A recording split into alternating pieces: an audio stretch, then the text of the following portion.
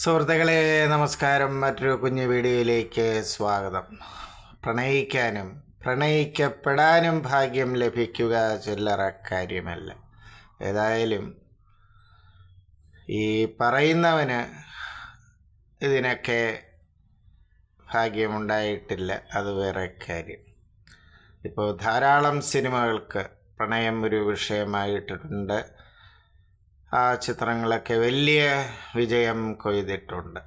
ഇപ്പോൾ ടൈറ്റാനിക് പോലും, James Cameron എന്ന സംവിധായകൻ്റെ ടൈറ്റാനിക് എന്ന സിനിമയിൽ പോലും പ്രണയമാണ് അതിൻ്റെ അടിത്തട്ടിൽ വലിയ ശക്തിയായി, തിരക്കഥയുടെ ആ ഒരു ശക്തിയായി പ്രവർത്തിക്കുന്നത്. ഇപ്പോൾ ടൈറ്റാനിക് എന്ന ഒരു ചരിത്ര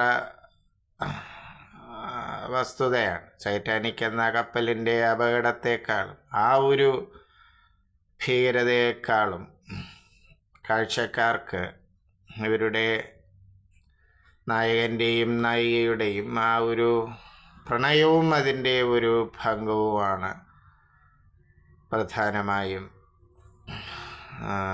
മനസ്സിൽ സ്റ്റാമ്പ് ചെയ്യപ്പെടുന്നത്. അപ്പോൾ പ്രണയം ചില്ലറ കാര്യമല്ല. ഇപ്പോൾ ചില ആദർശ ശുദ്ധിയുള്ള രാഷ്ട്രീയക്കാരും ആത്മീയ ആചാര്യന്മാരുമൊക്കെ പ്രണയവും വിവാഹവുമൊക്കെ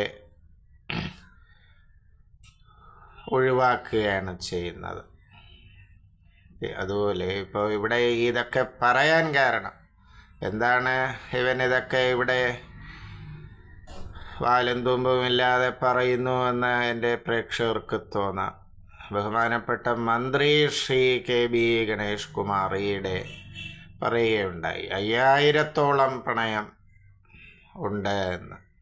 പ്രണയിക്കപ്പെടുന്നതൊരു കുറ്റമല്ല, അതൊരു ക്വാളിറ്റിയാണെന്ന്. ഈ ഒരു പശ്ചാത്തലത്തിലാണ് എൻ്റെ മേൽ വിവരിച്ച വാക്കുകൾ. പ്രതികരിക്കുക സുഹൃത്തുക്കളെ. നന്ദി, നമസ്കാരം.